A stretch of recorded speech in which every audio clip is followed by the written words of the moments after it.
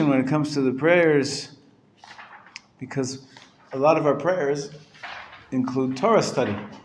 When we pray, it's not all prayer, Hashem, please give me this, or Hashem, thank you for that. Someone, a friend of mine once showed me a list.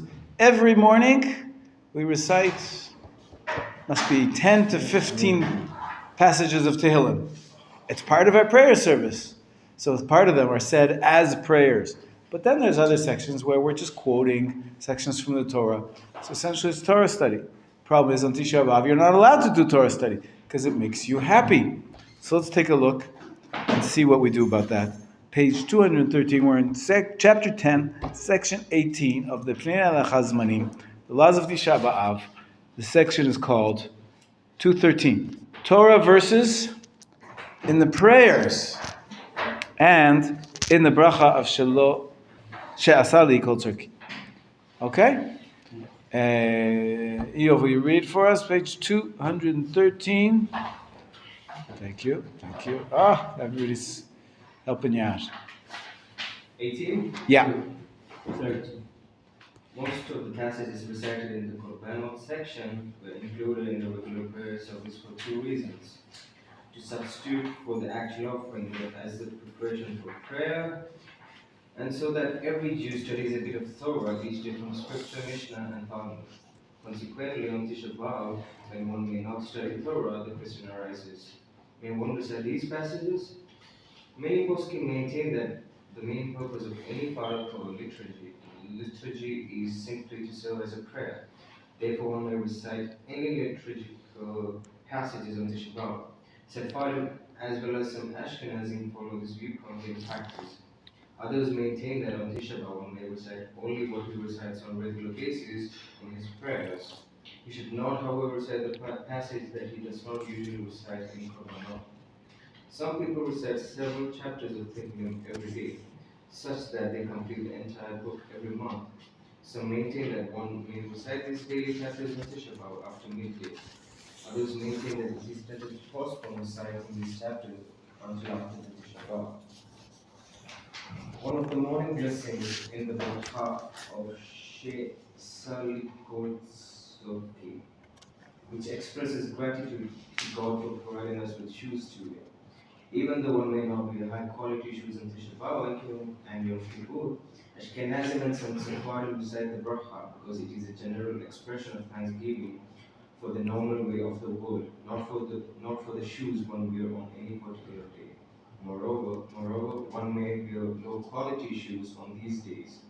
Furthermore, we put on regular shoes after the fast is over, and some say the shahar applies to the night as well. According to Arizal, however, one should not recite this bracha on these days, and most Sephardim follow this position. On the night of Tisha B'Av, one may recite all the passages of the bedtime Shema, because one recites the verses in these passages as prayer, not as Torah study. Amazing. So we see it's you can be saying the same words, and it can be considered Torah study, and then it's forbidden. But if you say it as a prayer, then you're allowed to pray. So it's not. It makes some sense that really the act of Torah study is different, even though the words are the same. In terms of She'asali Kol Tzorki, the standard is, as he said here, Ashkenazi versus Sephardi. But even if you look at the bottom of the page, he mentions the Rav Ovadia Yosef does recite the bracha. So there are Sephardim who also recite the bracha She'asali Kol Tzorki. The Birkot HaShachar in general, we spoke about it a lot, that it's not specifically the way we do it now, especially. I always advise that you do them all together, not as you put on your shoes, you make this bracha. As you put on your clothes, you make that bracha. As you straighten your back, you get out of bed, you say that bracha. That is what the way the Rambam describes it should be done. And originally, perhaps that's the way it was done. But nowadays, it could be more conducive to prayer to say them all together. And with the thought that these are not actually brachot which relate to the specific acts, but they're general praises of Hashem. Every day we have to thank Him for giving us the ability to stand on two legs and to walk on the earth and to have mobility and all those kind of things. This is the brachot which we recite every day. So even on Tisha B'Av, even though you're not going to be wearing shoes, we do say the bracha of Shasali called Tzorki. And what's left is, when does all this craziness end?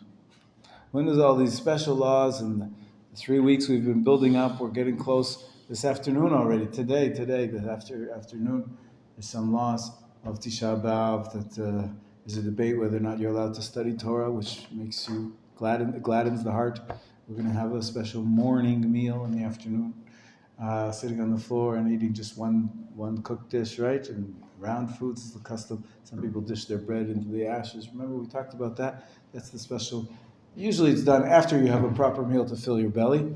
Pasta, carbohydrates, whatever it is that's going to help you get through the 25-hour fast. Some people separate the big meal from the ritual meal by davening mincha.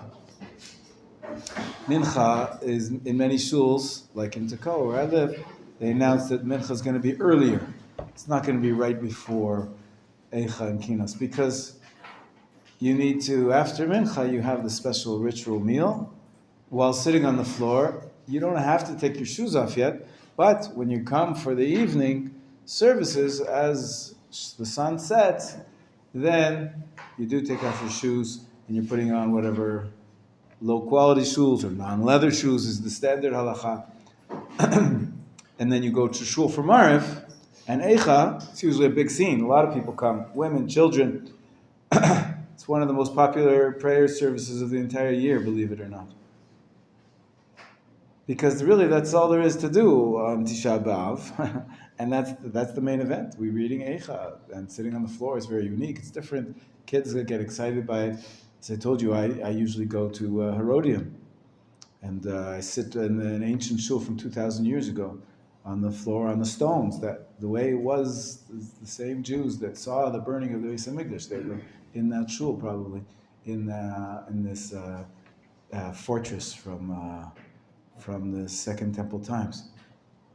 But wherever whatever shul you go to, as we say, we dim the lights, it puts on the floor, people are wearing, they know that it's the beginning of the fast, and it's the National Day of Mourning. I mentioned to you that also in Israeli society, it's one of the beautiful things of having what's called a national state. Right? It's not just a state where a group of people gather together and so for convenience sake, let's make a government. It's based on a national identity. So it's a Jewish state. So a Jewish state means that there are some touches of Jewish identity, of Jewish culture. And one of those touches is that all the restaurants and nightclubs, all culture and entertainment is forbidden by law this night. You have to check. Hopefully there'll still be transportation if anybody needs to travel, but because it's not that you're forbidden from doing work like Yom Kippur, but there is it is very present in Israeli consciousness as a day of national mourning. For many people, that's all they do. Unfortunately, they don't know the laws of fasting and they don't fast for 25 hours. That's only Yom Kippur. But to know that it's Tisha B'Av, and the news and the media, they only have sad songs, slow songs, and maybe documentaries about the various tragedies that happened in and around Tisha B'Av. A few years ago, some wise marketing people started a campaign to attract secular Jews to connect to their identity. They called the campaign Halayla Lo Lomdim Torah. So they have gatherings, because you're not allowed to learn Torah.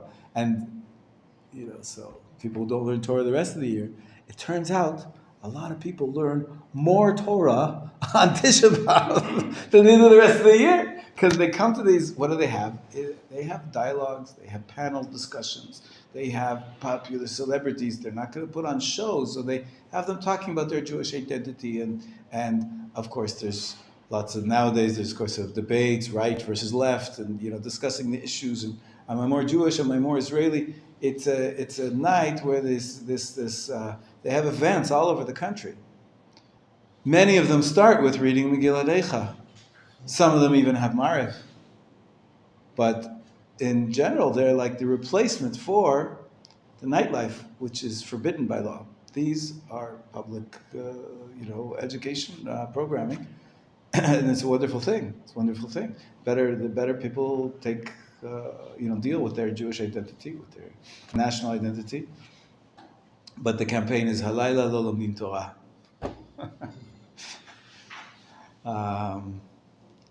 We're going to see how we deal with coming out of Tisha B'Av now.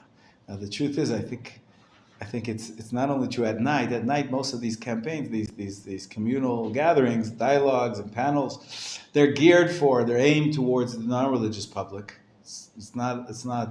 You don't need to be a scholar. It's not like we're giving classes on the laws of Lashon Hara, or it's not about the laws of Shabbat, or even philosophy of the 13 principles of faith, or free will and choice. That's for the rest of the year.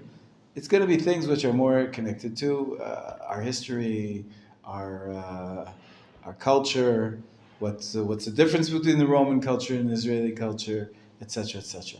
Now, what happens is also the next day on Tisha B'Av itself, we spoke at some length about what you do. You know what you can't do. Usually you try not to work in the morning, at least. No blessing comes on the work that you do on Tisha B'Av. That's what our sages tell us. So we avoid it. It's not that it's prohibited necessarily. It depends on the community. There are some communities which accepted upon themselves a prohibition of work, but in most communities, I don't think that there is an actual prohibition. But you should be busy in the morning anyways. You daven Shachrit, you say Kinot, but how long can you say Kinot for? Especially they're in medieval Hebrew, poetic Hebrew, most people. So you get a translation or you have an explanation, but still, how long are you going to break your back sitting on the floor? We're not from India. We don't know how to sit on the floor, us Westerners. So most shuls, you have a Shachrit, and then you have an hour or maybe a little more of Kinot, and then you've got another 10 hours until the fast is over. What do you do? So we know you're not allowed to study Torah. You're not going to go to work. And you got the kids at home. There's no schools. There's no summer camps. It's Tisha B'Av. You're not going to take everybody to go to entertainment. There's no movies open. There's no so what are you going to do? So you get creative. And we mentioned the various options of media, using the media for good things, etc. And books that you can read, the parts of Torah that you're allowed to read. Remember, we went through all that. Yirmiyahu, Eicha, the sections of skipping all the good parts. Yeshayahu. Yeshayahu, a lot of comforting stuff in Yeshayahu. The first chapter for sure, is the Haftarah last week for sure. Chazon Yeshayahu. That's full of until the end. There's a little back and forth there. It was like a minefield. They asked me to say the Haftarah last week in synagogue. So first of all, I'm trying to get rid of this cold from my throat. So I said no because of that. But also I said to them, "Are you trying to trip me up?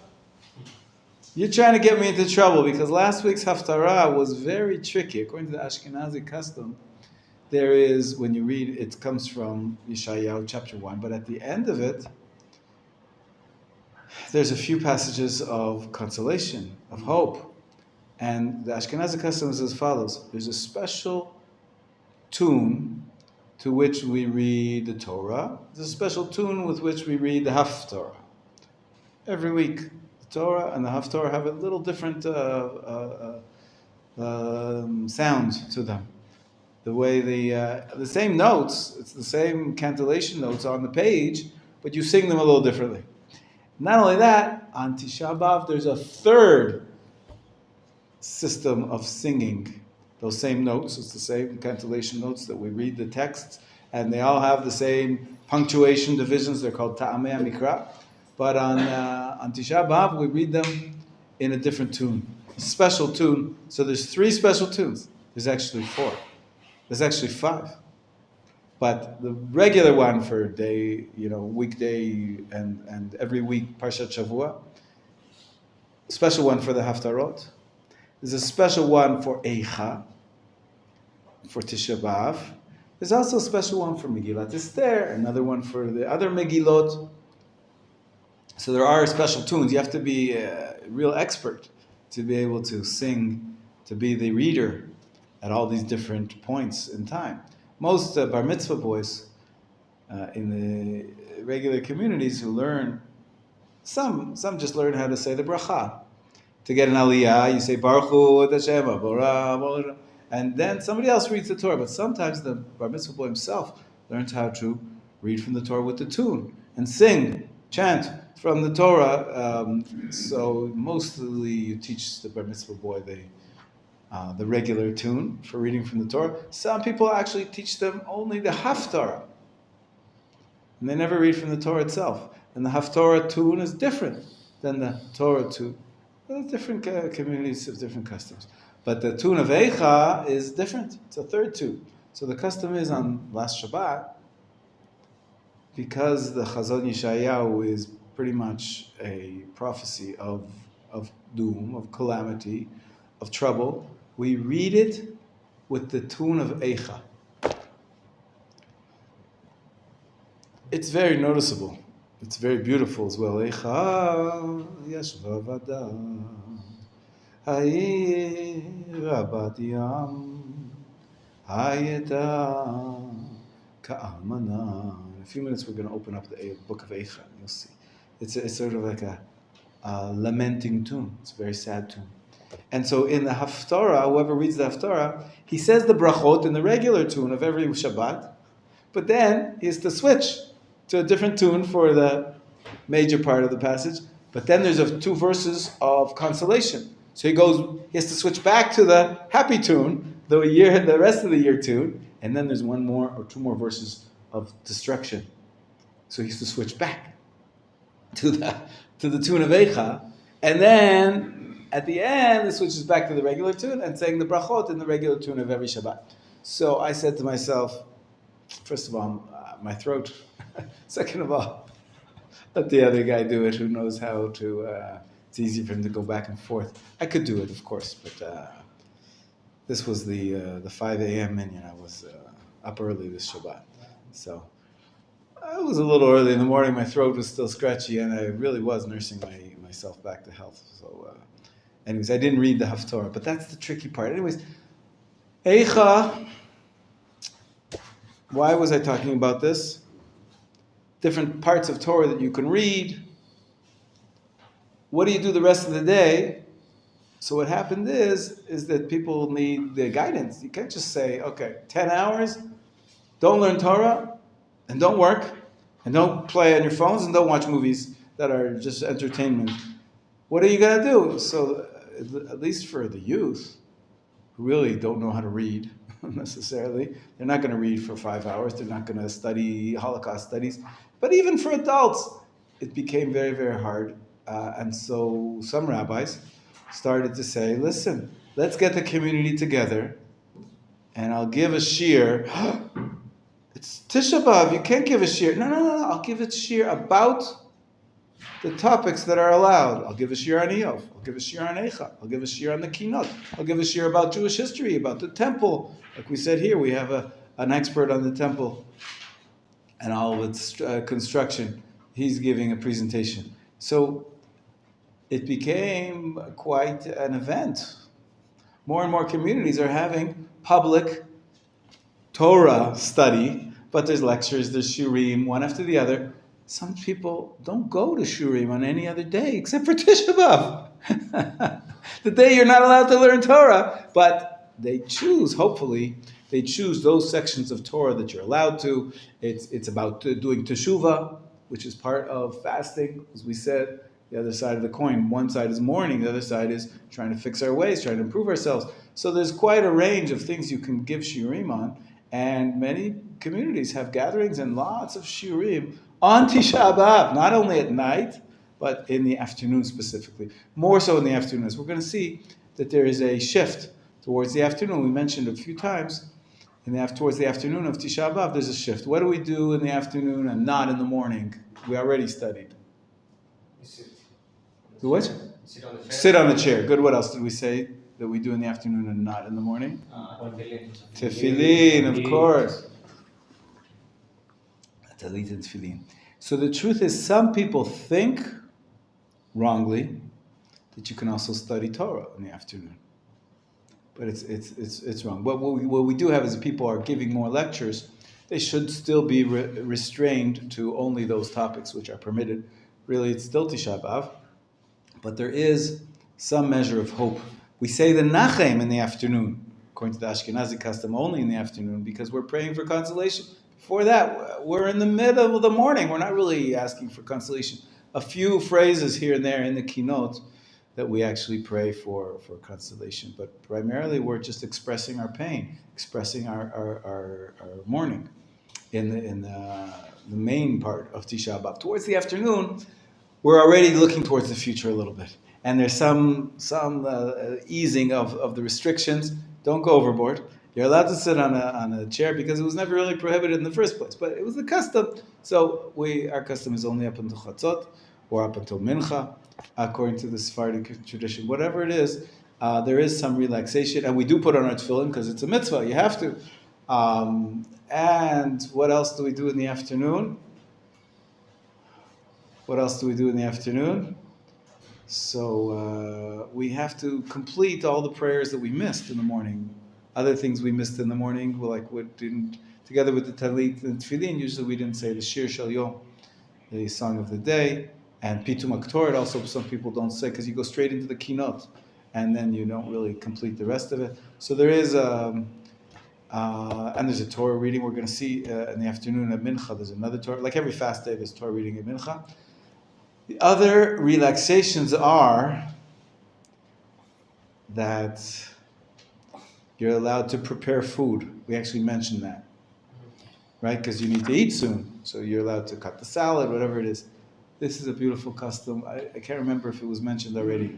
There is an ancient custom that you sweep the floors. You clean up. Clean the house. Especially this year when it's Thursday afternoon, you got to clean the house for Shabbat. But why are you allowed to clean the house? Usually you're not supposed to do work on Tisha B'Av. Housework, you're just going to take your mind off of the morning. Why are you doing housework on Tisha B'Av? It's so incongruous. But there's a custom specifically to do housework on Thursday afternoon. Why? To wait for the coming of the Mashiach. Exactly. There's a tradition that the Mashiach was born on Tisha B'Av. He's going to come after Tisha B'Av. So it's sort of like a symbolic getting ready for redemption, getting ready for consolation. As we said, consolation. This Shabbat, a day after Tisha B'Av, is going to be Shabbat Nachamu, Shabbat of consolation. That's the first word of the Haftarah from Yeshayahu. The next 7 in a row come from Yeshayahu. They're all Haftarot of consolation. So we're going into a period of consolation before we get to what's after the 7 weeks? That's right. We get into getting ready for the high holidays, getting ready for the beginning of the new year. So pretty much the next special Haftarah after the 7 is the Haftarah of Teshuvah, Shabbat Shuvah. Teshuvah, we get into, right, the first 10 days of the year are days of Teshuvah, 10 days of repentance. So we go from consolation to repentance. That's a good title. Maybe I should use that. I'll give shir tomorrow afternoon, and I'll say, from consolation to repentance. Yeah. I don't think I'm here, but we'll see. We'll figure it out. Yes, yeah. What if Bris Milah for Shabbat? It's a good question. What do you think? Yesterday I was at a Pidyon Haben, and this morning, as we're speaking, I should be at a Brit Milah, but I have a policy. I don't cancel shir for a Brit Milah. Did they drink wine? So that was the question. What happened yesterday? Pidyon Haben, we also have a cup of wine. Redemption of the firstborn is 31st day. You have to do it as that. That's the first time you have the opportunity to do it. The mitzvah is to do it on that day. Brit Milah, eighth day. The Torah says it's got to be done on the eighth day. We do it on the eighth day even if it falls on Shabbat. So what about Tisha B'Av? Of course at Tisha B'Av we do a Brit Milah. Question is, what do you do about drinking the wine, right? Usually when we do a mitzvah, we give it gravitas. Do you know what that means? It's a Latin word. In English, it's gravity. But what it means is it gives it importance. How do we lend importance to a certain act?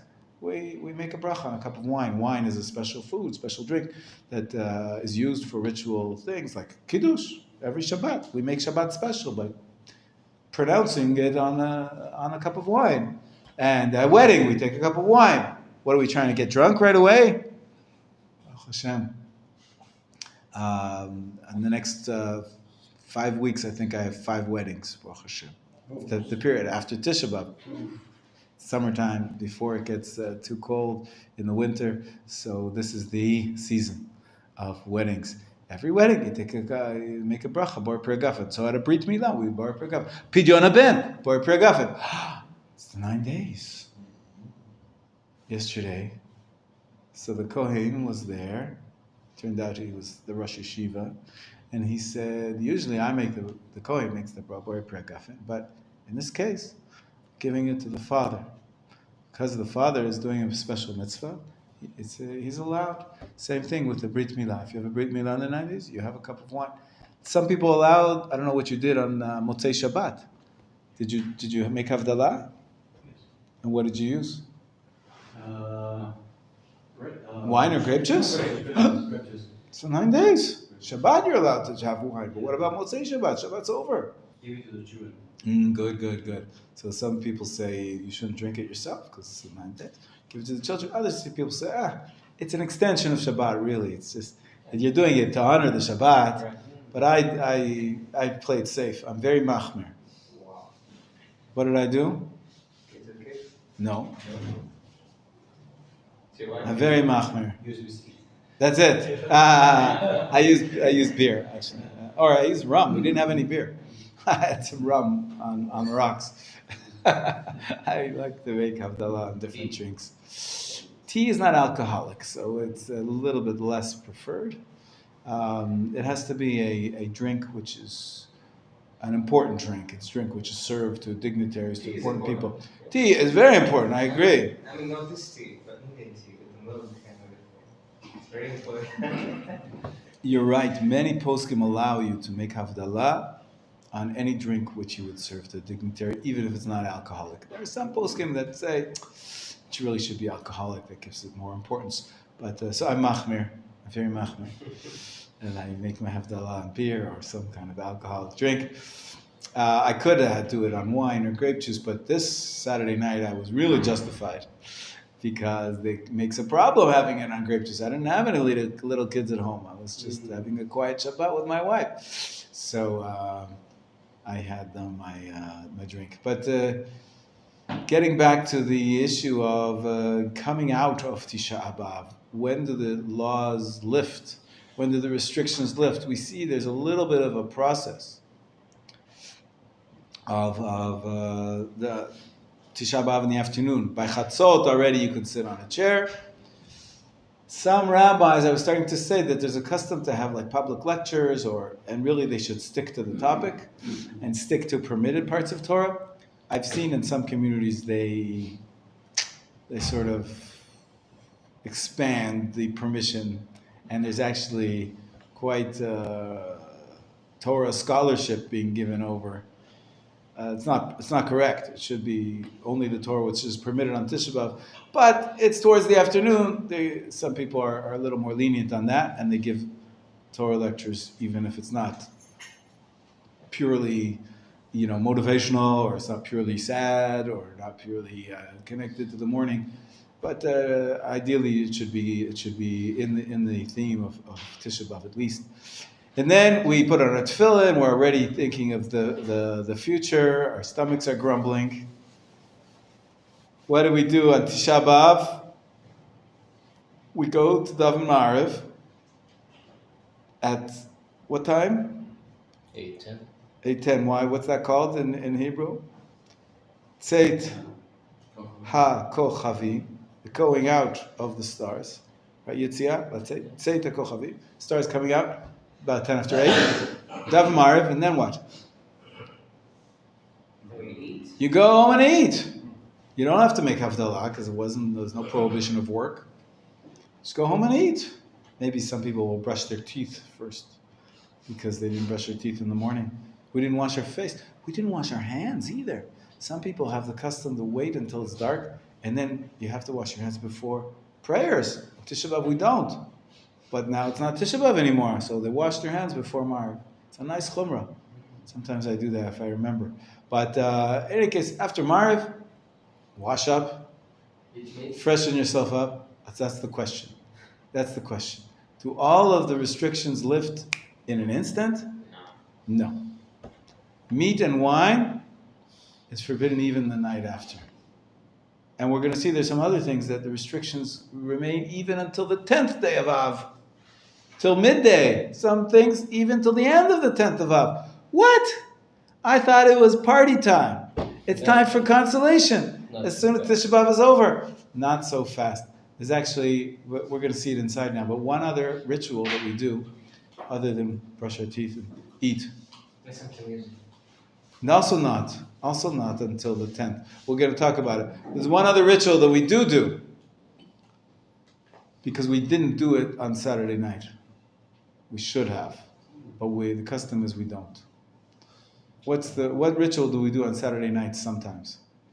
I'll give you a hint. It's about once a month. Kiddush Levana. Kiddush Levana, or as the Sephardim call it, Birkat Levana. It's the same thing. Once a month when the moon is waxing, has to be before the 14th, 15th, when it starts to wane. Well, the moon is getting larger and larger to our eyes, obviously. There's a bracha. It's instituted by the sages.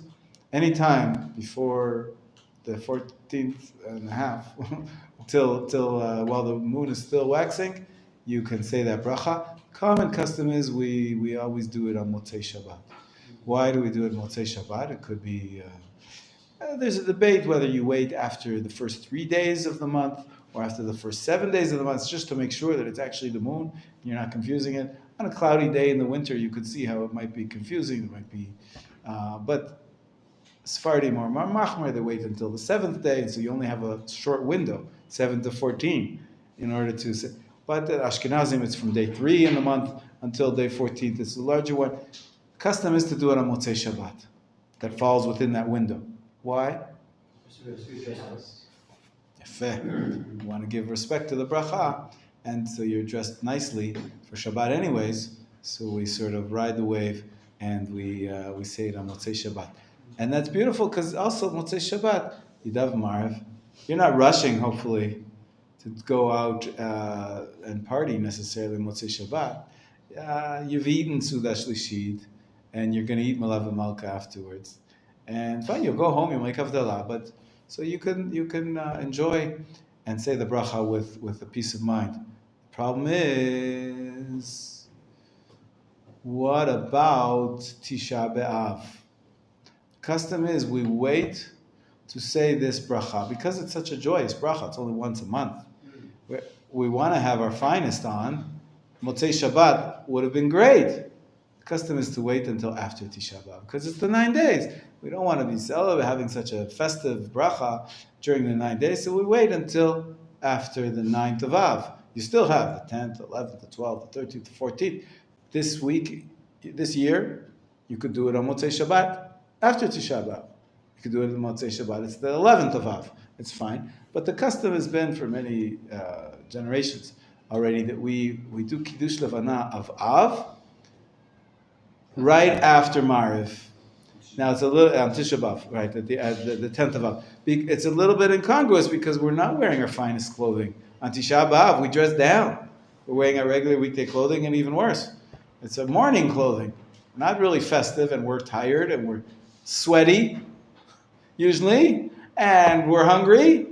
And then they say, hey, time to be festive, and don't eat. Now that we're all gathered for Mariv, let's just do the Kiddush Levana together, and then you'll go home and eat. But I haven't eaten 25 hours. Some people find that it could be too confusing. It's a mix. Ideally, what you should do is have some food to eat at the shul. Maybe the gabbai can bring some cake or something. Everybody have a bite to eat, a drink, cold water. And then, when your tummy's filled and you're feeling more relaxed and happy, then you say the Kiddush Levana. Not every shul has somebody on the ball to do that. And it's quite common that people push themselves to do the Kiddush Levana at that moment. It's not ideal, but this is the custom that we, after Tisha B'Av, I can see it as a little bit of the transition from mourning to consolation, as I was describing. We're going from the sad times to the happy times. And it's a little bit stark here. Right after being mourning all and you're fasting for 25 hours, you start the celebrations by saying Kiddush Levana. Okay, question. Someone wants, yeah. What if you don't see the moon for like 40 days? You can't say the bracha until you see the moon. There is a debate, of course, because the moon's still there. But I think according to most poskim, you have to see it. And so if it's a cloudy day, you don't say it. You wait till the next day. If it's a cloudy day the next day, you keep looking.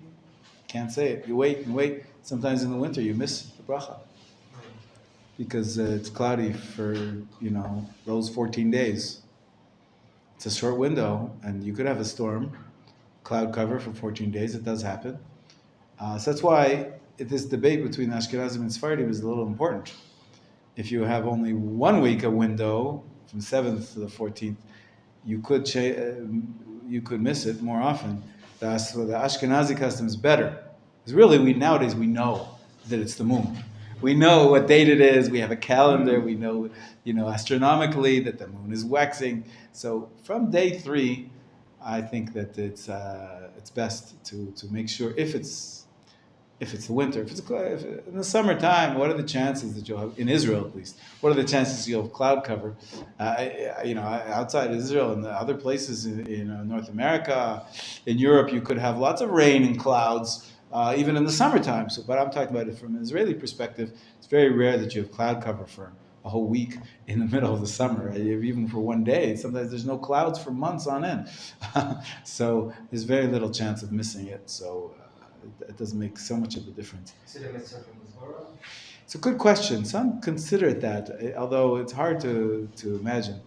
It's probably a bracha. Most brachot are rabbinic institutions, right? Like all the Birkot HaShachar and all the brachot that we say on food, except for Birkat HaMazon. All of them are rabbinic institutions. So the rabbis instituted Kiddush Levana as well.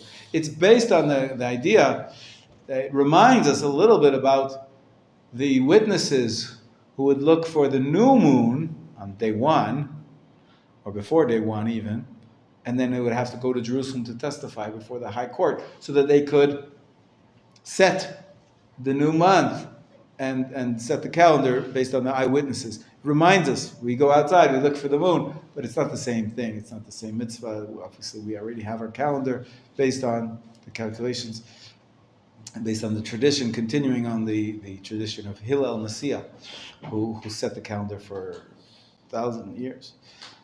Okay, let's read now page 215. We're going to see what happened on the 9th of Av. Why do we fast? Destruction of the temple. Actually, 5 things. Who remembers what the 5 things are? First temple and second temple. Okay, that's 2 out of the 5. There's 3 other things that happened on the Tisha B'Av. The temple was plowed over, plowed under. Yes, good. Jerusalem was plowed over, yes. Idolatry was placed in the temple. I don't think so. What? Sorry? There's a siege. Siege. Yeah. No, that was a different day. What's that? No, the spies. No, Meraglim. The Menachem, the sin of the spies. And one more is, I think, Beitar. Can't forget about Beitar. Beitar, the city of the Bar Kokhba revolt was destroyed. Tisha B'Av. It goes 5 things. But, to tell you the truth, were both temples destroyed on the 9th of Av? No. One was destroyed on The 5th. the 5th of Av, I think. But the second temple was destroyed on the 9th of Av, and the second temple is closer to us, so the sages decided we'd commemorate the 9th. But what was the temple destroyed on the 9th of Av? No. We're going to read it now. Getting destroyed. It started to be destroyed on the 9th. They set it on fire on the 9th of Av, but actually continued to burn all the way into the 10th. And there was a debate. Maybe we should make the fast on the 10th of Av, because that was the day it actually got destroyed.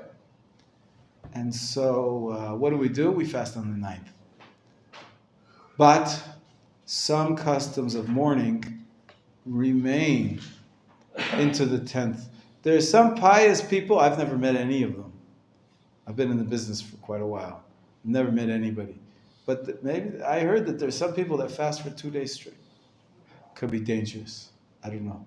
But that's it's not what you're supposed to do. It's fast for 1 day, but some restrictions remain on the 10th as well. We're going to read it inside now, okay? Do you have a question first? And it says here there is the Babylonians What about them? on the 7th of Av.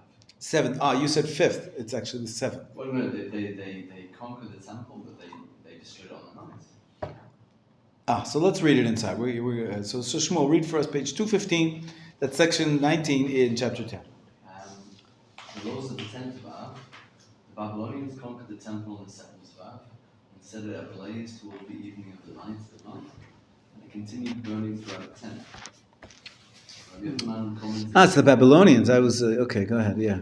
Rabbi Yochanan commented that he had been alive at the time.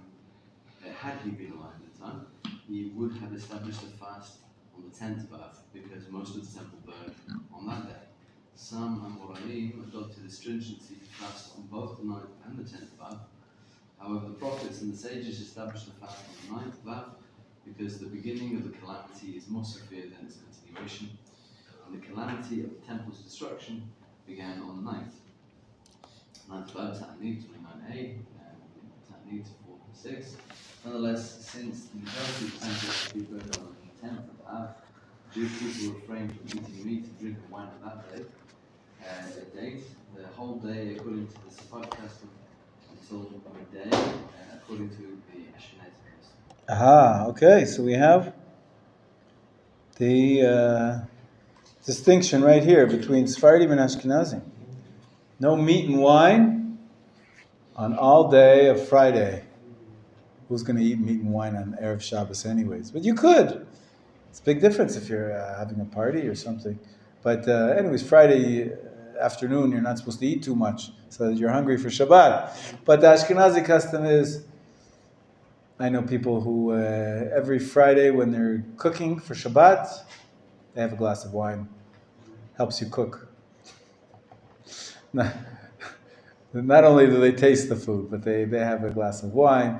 And so if they're Ashkenazi, it's fine. After Chatzot, it's allowed. But the restriction of meat and wine, you can't have a hamburger on Motzei Tisha B'Av. Even after Kiddush Levana, don't go out meat and wine until the next day. That's the custom. Okay? Go ahead. And most Achronim maintain that in addition to abstaining from meat and wine, one may not do laundry or wear freshly laundered clothes, get a haircut, listen to happy music, or bathe in hot water on the 10th of Av. However, one may wash in lukewarm water.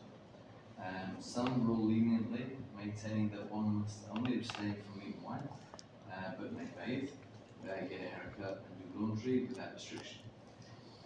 Ideally, one should follow the more stringent opinion, but one may be lenient under pressing circumstances. For example, what would be pressing circumstances?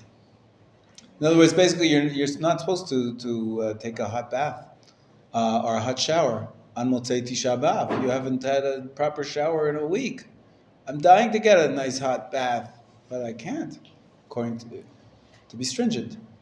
That just like meat and wine we don't have on the 10th of Av, or at least till midday, so too, shouldn't have a hot bath. I shouldn't do the laundry. I need to do laundry. I'm on my last few clean clothes.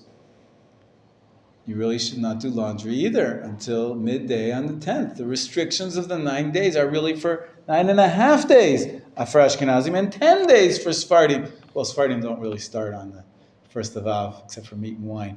The laundering usually starts from Shabbat, right? Shavua Shechal Bo. But in any case, whatever it is, the strict halacha is that you should wait until the 10th, at least midday. What you can be lenient, he says, because there's a debate about it. Maybe you only have to refrain from eating meat and wine on the 10th. But all those other things, laundry and bathing, you can. When do we rely on them? Give me an example. When would you want to rely on the lenient opinion? Because the next is going to be Shabbat. You need to have get ready for Shabbat. There's things you need to do to cook and to clean and to bathe and to take a haircut. You haven't taken a haircut for 3 weeks. You need to shave. Some people need to shave. They haven't shaved for 3 weeks. They're scratching. They're dying to get it off. So usually, if you're Ashkenazi, you wait until midday. Sephardi, no, the whole 10th, you're not allowed. But this year, because 10th of Av is Friday, Erev Shabbat, it's fine to be lenient and to take your bath. So we can test for the food also, huh? Yes, tasting for food. That would be allowed in any case. Okay, continue. Next page, 216. Another prevalent custom is to refrain from reciting Shechianu on the 10th of Av, like during the 3 weeks. Nida and Kaf Chaim, 558, 8, above 7. Now we have a paragraph exactly about this year. When the 10th of Av falls on a Friday, one may get a haircut, do laundry, and bathe in preparation for Shabbat, starting from the morning. If one is pressed for time, he may even start preparing for Shabbat immediately after the Shabbat ends. Mishnah Berurah, 558. Aruch HaShulchan, 558 as well. In the next section, we will explain the laws of the night after the fast when Tisha B'Av is postponed. Okay, well, that's not this year, so we won't do that now. Go ahead. It is customary to postpone Birkat Lavana until after Tisha B'Av because the Baracha must be recited joyously and we curtail our joy during the 9 days. Many people recite it immediately after Ma'ariv at the conclusion of the fast, but ideally it is improper to do so. After all, it is difficult to be happy then when one has yet to drink, eat, wash his face and hands, or put on regular shoes. Therefore, each community should set a time, about an hour or two after the fast, for reciting Birkat Lavana, and in the meantime, everyone will have a chance to eat and wash themselves somewhat. This way, they will be able to recite the Baracha joyously. Where there is concern that postponing Birkat Lavana may cause some people to forget to recite it, the congregation may recite it immediately after the fast, but it is best to take a drink and wash one's face beforehand. Nice chumrah. It's a nice chumrah. That to give proper respect to the bracha Birkat Lavana, Kiddush Lavana. Yafeh. What I'd like to do now with the remaining time is, because it is our special last meeting for the semester, for the Zaman, as it's called, and she speak. I brought in a special game that I'd like to play with you about the temple vessels. So with your permission, that's what we're going to do now. If there's any more questions, of course, you know how to reach me, and during the break as well, you know how to reach me. But let's put away our books. And we'll take out our betting money, and no, we're not going to do any betting, but I think you could turn off the recording, because for